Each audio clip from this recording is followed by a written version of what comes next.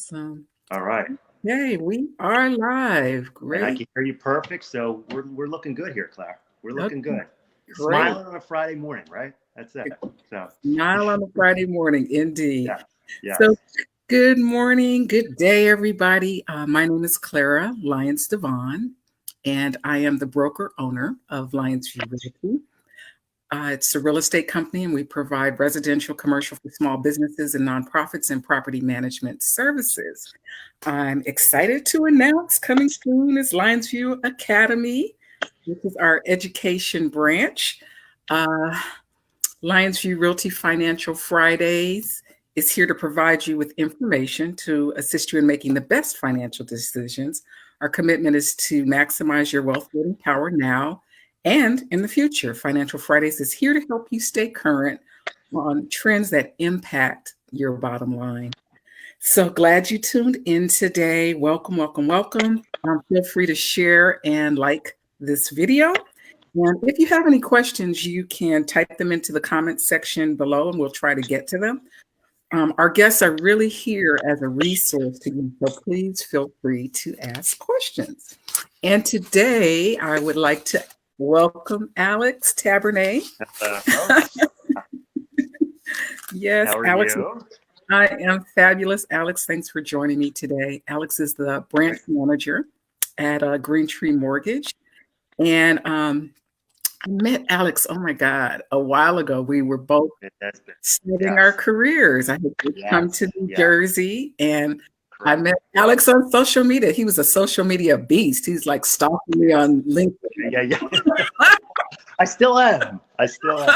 So that's where it's at, right? That's where you got to go. Yes, social media. So he's kind of my introduction to social media and real estate and how it gets you business. Because you started as a loan officer and now you're a branch manager. Yeah. Correct. Yeah. Correct. I started in 1998 as a regular loan officer, so I'm on my 22nd year. Mhm. So it's getting up there. I mean, I went through all the ranks of being, loan officer assistant to loan officer to senior loan officer to now branch manager. So Wow. yeah, Awesome. yep. Awesome. So And pretty cool. anything else you want to share with the audience about yourself? Uh, I do both sides of the bridge, right? So I started in New Jersey. Mhm. Primarily was doing New Jersey residential. Moved into Philly Mhm. when I got married, 2004. Whoop, whoop. Have lived in the Philly market, Center City. Mhm. So now I do both sides of the bridge. Mhm. I have a branch here in Center City with about 4 or 5 guys on the team right now. Loan officers under me. Um, so we're plugging along. Mhm. If I'm not busy in Philly, I'm busy in Jersey. If I'm not busy in Jersey, I'm busy in Philly. It's always good to have, I think 2 licenses and be on both sides of the bridge so that, you can capitalize. We're working on buyers on both sides. So, Indeed, yeah. indeed. And Yeah. in the tri-state area, it's really kind of cool because everything's Correct. so close Yes. here on the East Coast. So that's Right. an awesome, awesome thing. Yeah. So It's a Alex, big plus. yes, Big.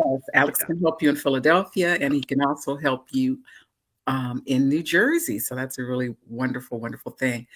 Mhm. Let's talk a little bit about interest rates. Oh, So, the big Alex, question, right? The big one right now. I yes. mean, it is.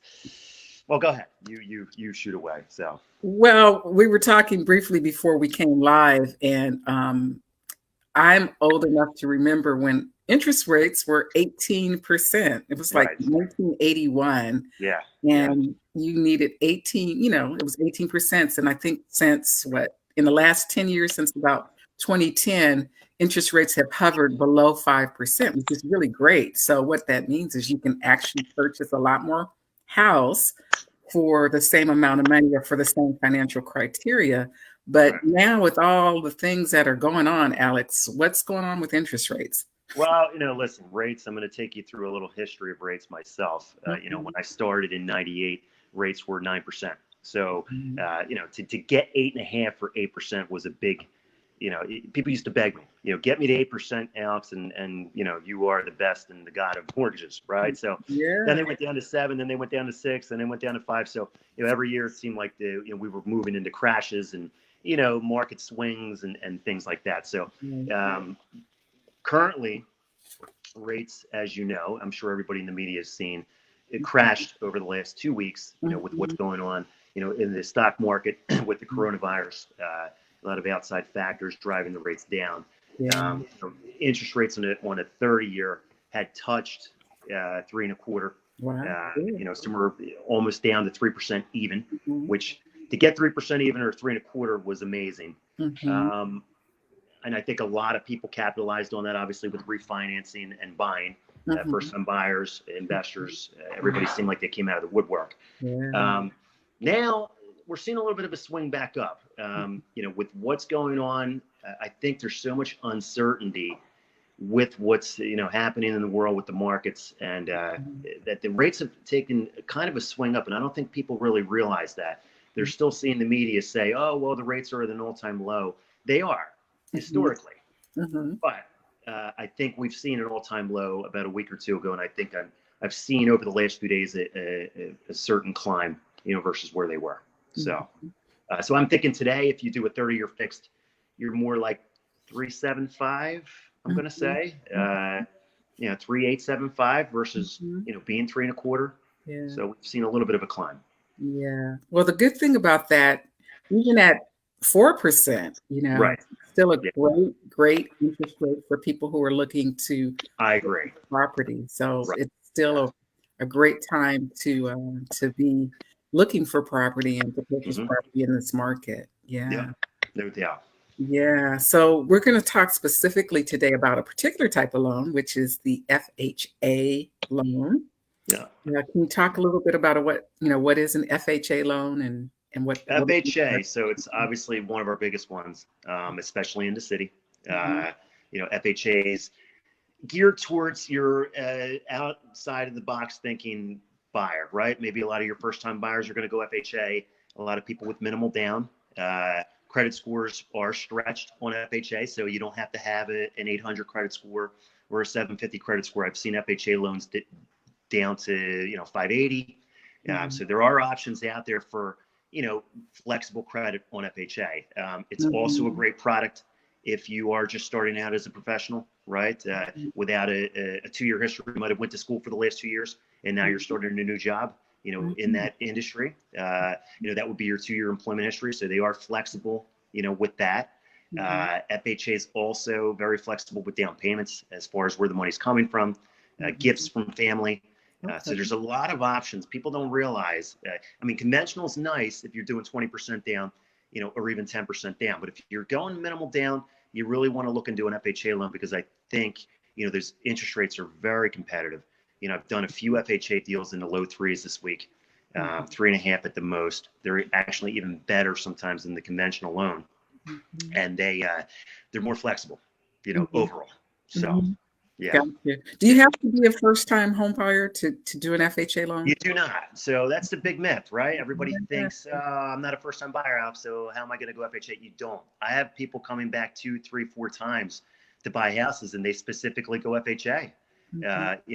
It's just a good product, as far as Mhm. minimal down and still getting a good interest rate in the threes, and Mhm. still being able to close, in 30 days and no issues there. Um, Mhm. so you can't have two FHA's loans open at the same time.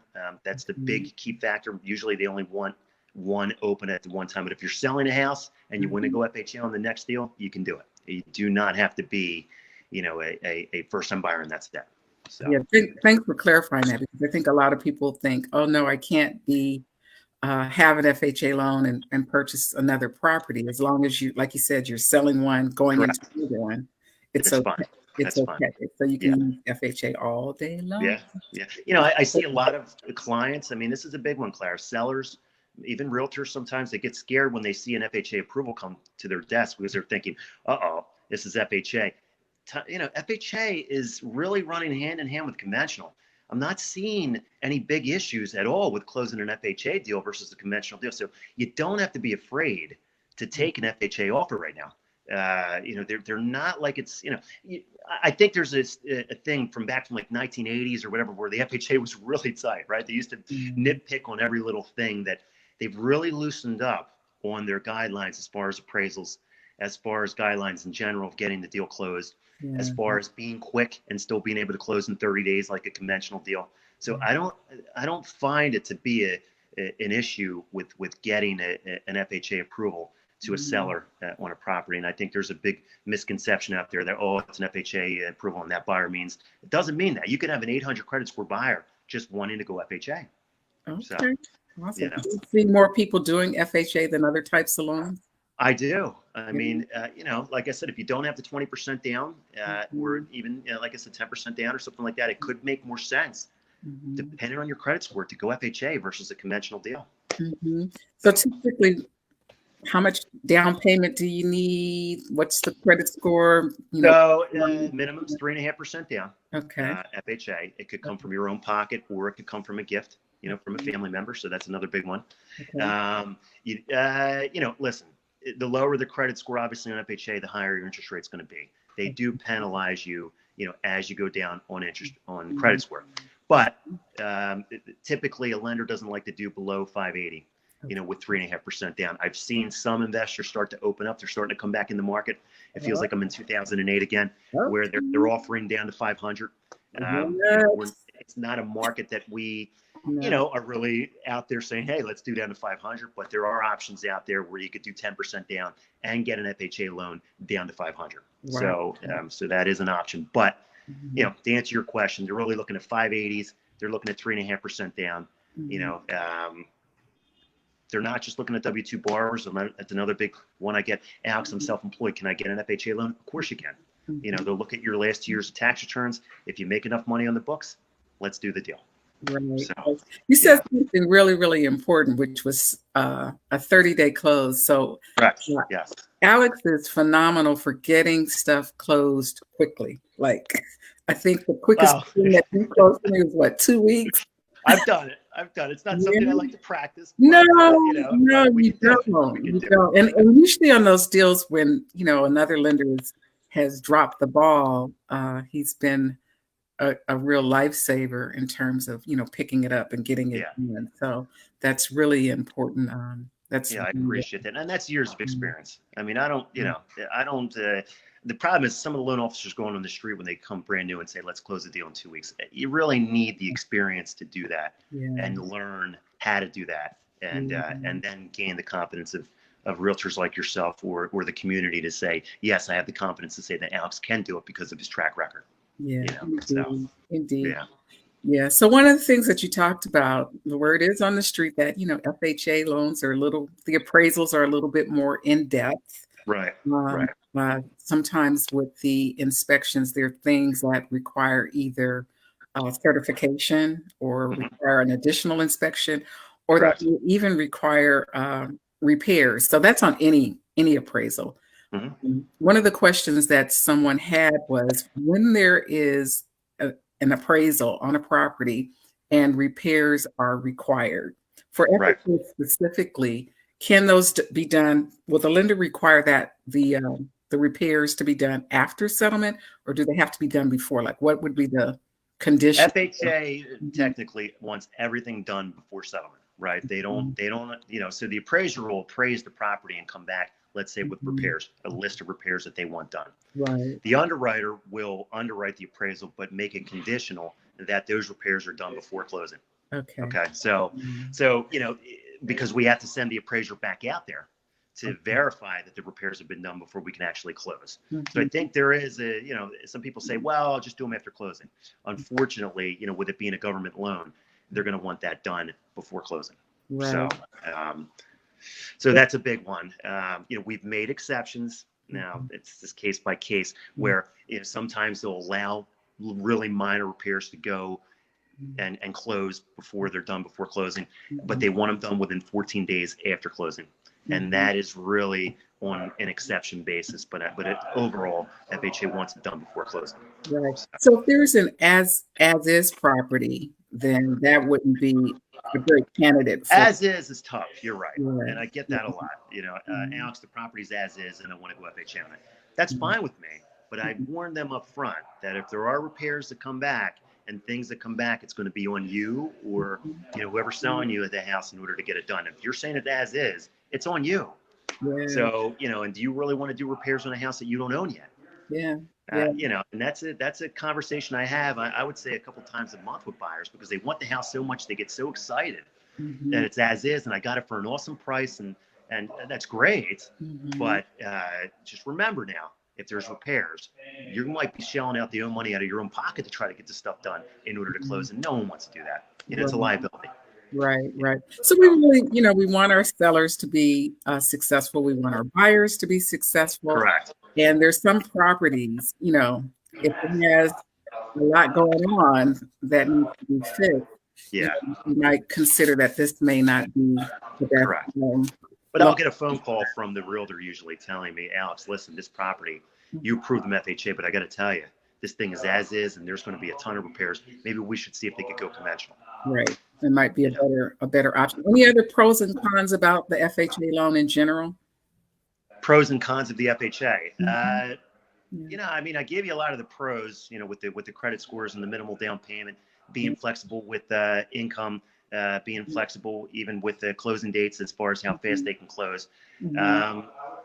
I don't find any real cons. As far as credit issues, conventionally, sometimes you can get things through with maybe a 1-year W-2 or a 1-year pay stub or a 1-year tax return versus FHA. They want 2 years across the board. So I guess with a conventional deal, there are some streamlined things that you could do, to get the deal through versus FHA. They're more conservative. They're going to want to see, your last 2 years of income and things like that to get the deal through. So I think that could be maybe one of the cons, that there may be more paperwork involved. Okay. So let's talk a little bit about some of those common areas that might require additional repairs, inspections, or sometimes even certifications. Termite inspections. Yes, that's a big one. Yeah. But I don't see it too much on FHA deals. So I think that's another misconception. And I probably get that text once a week from a realtor saying, hey, Alex, they went under contract FHA. They need to get a termite, right? No. FHA, even though it's a government loan, does not require a termite cert unless the appraiser calls for it. Okay. So that's a big one. Clients doing VA loans maybe or USDA loans, yes, it is required that you need a termite cert. But with an FHA loan or a conventional loan, they do not ask for a termite cert unless specifically asked for by the appraiser. Okay. So that's a big one. Okay, that is big. I don't think a lot of people they don't realize that. And they go and spend the money to get the termite cert, and they really didn't need to unless they wanted to. So basically, they should ask the lender if a termite certification is required for the loan. Correct. Up front, and then wait and see. That's a different story. Yeah, right. Exactly. Wait until after the appraisal before. I would do that just to see if they even called for it. That's good to know. What about well and septic? Well, and septic's another one. The appraiser's going to go out there and see if there is a well or if there's a septic. Is it in working order? That's a big one. How old is it? How close is it to the house is a big one with a septic system. Yeah. See a lot of that. It could be too close to the house. I think 50 feet or 100 feet is technically what they look for. And once you start going the closer to the house, the more worse it is, right? So, so that's a big one. And the well, they'll test the water, right, to make sure that it's working water and that it's not contaminated or whatever. So you may have to get a well cert if they see that it's a working well. Yeah. So those are two things that if you're selling, you really want to talk to your realtor to make sure that they know what the appraiser is going to be looking for on that. Yeah. And if a property, like here in New Jersey, we have a lot of well and septic properties because we're kind of the country. Correct. Yes. You guys are out there. Right. Yes. Right. So I don't get that too much in Philly. Is right. We don't have any wells or septics here, but in Jersey, I used to get it a lot. Yes. And for the well, the seller actually does have to do a certification. I believe it. Yeah. And so I usually request that they do it once they list the property because it doesn't have to be done. It takes a while. Septic systems are a little bit differently. That's usually on the buyer. Correct. Buyer's responsibility to do that particular inspection. But you want to do it because if there's something wrong with the septic system, they're great when they're when they're working. But if they have to be repaired, that could be anywhere from $18,000 more. To put in a new septic system. So it's really important that, that's a big one. Buyers are aware about that. Yeah. The other thing, I guess, about septic, and the appraiser probably isn't going to call this because they don't inspect the septic. But if the buyer is looking to add a bathroom or a half bath or increase the capacity of the home in any way in terms of the number of people who live there, that impacts the septic system and the capacity of the septic system. So that's another thing to consider. Okay. What about handrails and trip hazards? That's a big one with FHA. The FHA is all about safety, right? So, Mm, they're going to go out there and they have their checkpoints with the safety list, and the handrail is a big one. And I get that probably once a month at least. I mean, the handrails going downstairs right to the basement, handrails outside when you walk up steps, mhm. handrails inside the house if you're going down steps. Wow. It's a big safety hazard. Tripping, obviously, the same thing. If there's things in the way that need to be removed because you could be a tripping hazard. Yeah, So people don't realize that. Oh, well, why are they calling for that? It's a safety issue, right? It's a government loan. yeah. So conventional may not call for it, but with FHA, you got to watch those handrails. And listen, to install a handrail is not a big deal. I Mhm. mean, you could do that pretty quickly. It's not a Yes. major Mhm. thing to freak out on, but it will be called for. So especially on steps, outside, inside, Mhm. basements, Mhm. third floors, Mhm. things like that. Yeah. So, yeah, Another thing really, for our area, underground oil tanks. there you go. Big one. Got to be removed a lot of the time, Mhm. unfortunately, Mhm. depending on how close to the house it is. Mhm. Again, the farther away from the house, I always say in Jersey, the better, because then, it's a little safer. But they still are going to look at it, and if it's a working tank, you're right, Mhm. being used, Yeah. they're really going to inspect to make sure that it's working properly, that there are no issues with it, and they may call for a certification on it too, Yeah. to make sure that there's no hazards in that either. Yeah. So, Making sure that puppy's not leaking or there's all no, right, that's a big one. yeah, That's a big. on-site contamination. I'm not going Yeah. to name the development, but there is a development that has quite a few incidents of on-site Yeah. contamination, and a lot of Right. owners have just been, taking the tanks out, Sure. going with the Yeah. above ground, or Yeah. transferring over to another type of system. So that's good. Hmm. What Yeah. about It's a big one. manufactured homes? The manufactured homes, FHA does do them. You can't be in a mobile home park. So I have a lot of people that say, listen, I'm buying a manufactured home, I'm putting it in a mobile home park. Mhm. Can't happen. FHA won't touch that. Uh, uh, Usually, FHA is going to want to see it's permanently affixed to the ground, Okay. right? Built after 1976. Oh, So it can't be an older one. It's got to be a newer one, right? okay. Uh, no wheels on it. Can't have you can't drive it around, right? So can't have a license plate on it. Okay. It's Oh, got to be an actual house, and the appraiser is going to verify that. Let me tell you something: manufactured homes are not easy to get through with government loans. We can do them; it mhm. can be done, Right. but they're really going to inspect the property itself to make sure that property is not going anywhere, Wow. that it's permanently affixed. Wow. So, Wow. yeah, Yeah. yeah. Other safety and health issues. Safety and health issues, mold. I get a lot. Mold Mhm. certs they ask for. Mhm. Mold in the basement. That's a big safety and health issue. Mhm. Radon, Yeah. right? That's another one that I get. Yeah. Radon cert needed because it's a high level of radon in the house. Yeah. Um, I think mold and radon are two of the biggest ones that I see as far as safety and health. Yeah. They're going to check to make sure the utilities are on. I get a lot of people asking me, well, what if the gas is not on? What if the water's not on? Mhm. What if the electric's not on? Mhm. Appraiser's going to want that on. Mhm. When the appraiser goes out there, everything has to be working and livable in Mhm. order to pass the FHA inspection. Mhm. So, make sure that the utilities are on and working, that you have a working bathroom, right? A toilet installed. That's a big one. Mhm. They don't Mhm. want to see a gutted house, because that again Yeah. could be another, safety issue there too. So, Yeah. yeah, And the final inspection, so you said earlier that the inspection has to, if the appraiser does find something, they have to come back they and got to come back out and verify that the mhm. work has been done and make sure it's done, because if it's not done, they got to come back out again, and it could get Mhm. costly. I've seen an FHA appraiser, even a conventional appraiser in general, Mhm. charge you $100 each time they come out, Wow. to verify that the work has been done. Right. And, sometimes I have borrowers saying, yes, well, the work is done. You go out and it's nowhere near what was asked for on the list up front. They got to come back out again. Then they got to come Yeah. back out again. So And they pay every time. every time, and you're not getting out of it. So it is, it's a big one. Yeah. It's a big one. So, but it's got to be done. And I always say, follow the list. I Yeah. send you the list of what's on there. As long as you follow that list, you'll have no problems when it comes back out. Yes. New So, construction. yes. Yeah.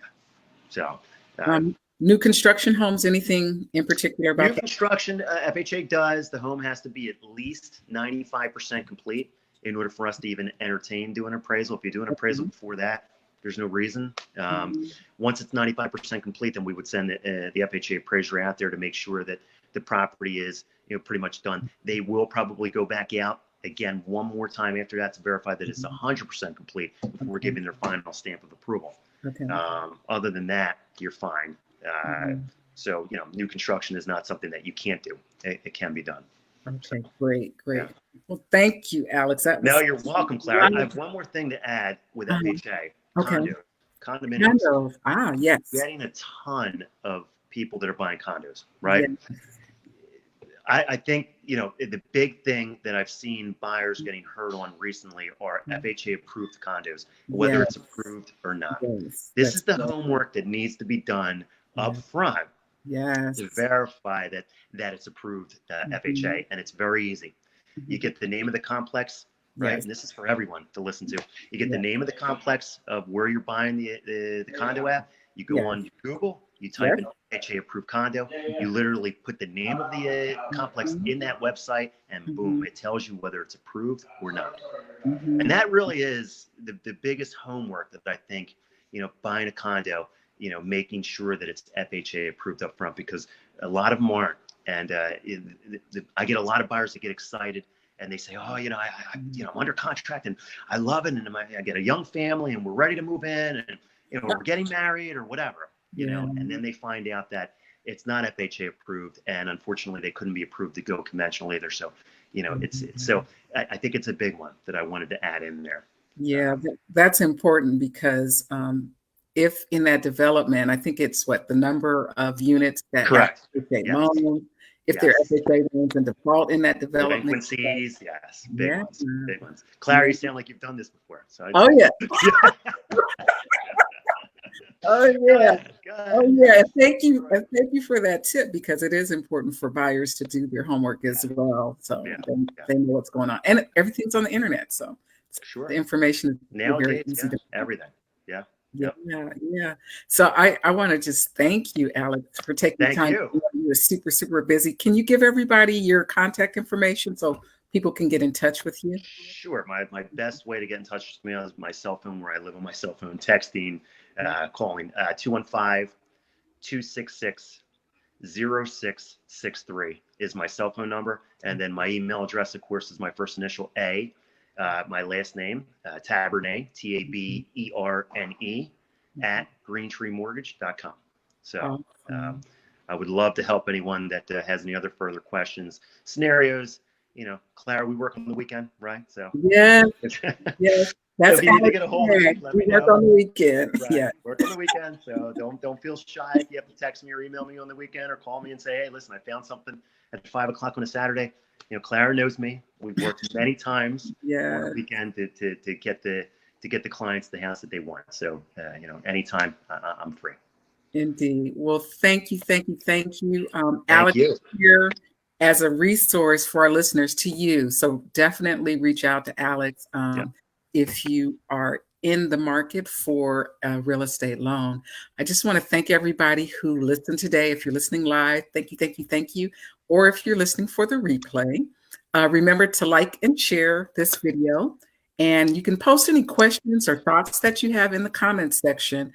We will respond to them for you. And if you've got a suggestion for a topic that you would like some more information on, you can post that in the comments as well. So I want to thank you again for watching. If you are interested in a career in real estate, or if you're just looking for information or assistance with your next real estate transaction, reach out to us on Facebook, or you can call us at 856-209-0905, or at info@Lyonsview Realty. That's LYONS, V as in Victory, IEW, realty.com. Financial Fridays is here to provide you with resources, information, and tips to help you make the best decisions to build wealth now and in the future. I am Clara Lyons-DeVaughn. Join us again live on Friday at 9:30. Until then, keep living your best life.